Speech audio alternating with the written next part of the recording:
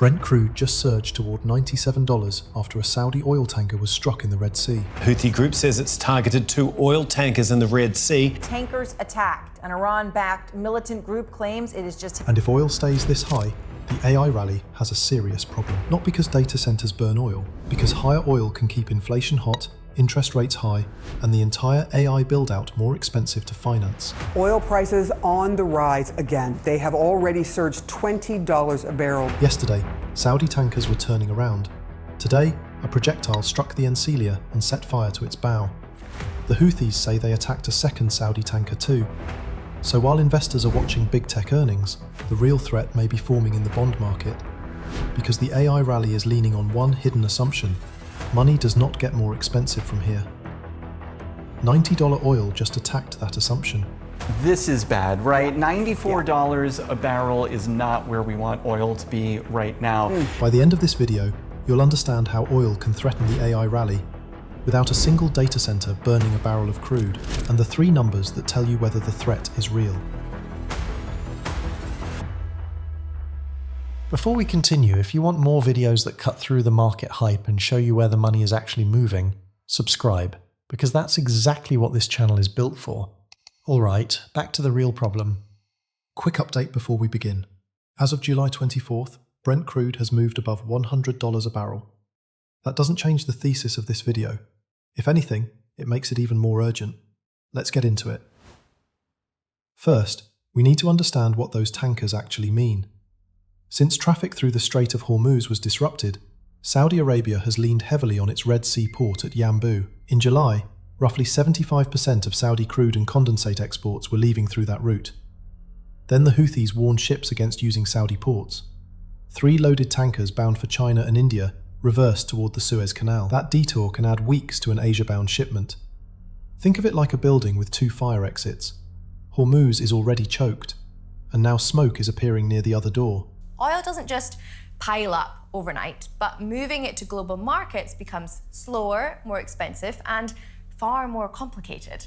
Higher oil prices can mean more expensive fuel, higher transport costs, and renewed inflation pressure. So could this trigger another major economic shock? And perhaps the most important question, how much is this going to cost you? Here's where the mechanical chain starts. Higher oil moves into fuel and transport first. Then it can push into food and core inflation through second-round effects. A Federal Reserve model found that a 10% oil shock raises US headline inflation by about 0.15 percentage points during the first year. When inflation is already keeping the Federal Reserve cautious, that is enough.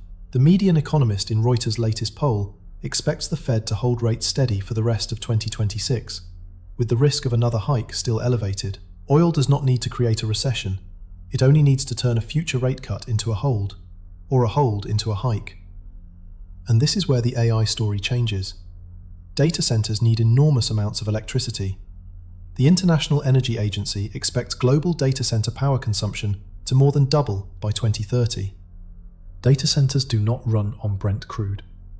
Petroleum produced only 0.7% of US electricity in 2025, so the direct oil to AI connection is weak. The financing connection is not. Microsoft, Alphabet, Amazon, Meta, and Oracle are now building one of the most capital-intensive projects in corporate history. Reuters' analysis of LSEG estimates shows their combined annual capex forecast rising from roughly $485 billion in January to around $730 billion by July. At the current trajectory, those 5 companies could spend more on capex than they generate in free cash flow by 2027. Oracle alone plans to raise as much as $50 billion in debt and equity to keep expanding its cloud infrastructure. The old big tech model was asset light. The AI model needs chips, buildings, cooling, and power. And when the safe interest rate rises, the discount rate investors use to value future profits rises with it. Future AI earnings become worth less today. So even if AI demand stays strong, the stocks can still fall. AI's enemy is not the barrel, it is the bond yield. Now I have to be straight with you and cover the other side. $95 oil may not last. The US Energy Information Administration's July base case expects recovering supply and returning trade flows to push Brent down to an average of $70 in the fourth quarter, then $65 in 2027. But that forecast depends on routes reopening and production returning, and it predates this week's new Red Sea threat. So this is not a call to short the entire AI trade. It is a trigger map. Here are the 3 things I am watching. First, Brent. Not one spike above 95, persistence above 90. Second, the 2-year Treasury yield. If oil stays high and that yield keeps rising, the market is pricing tighter money. Third, big tech free cash flow. Look past the headline earnings beat, go straight to CapEx guidance and the cash left after that spending.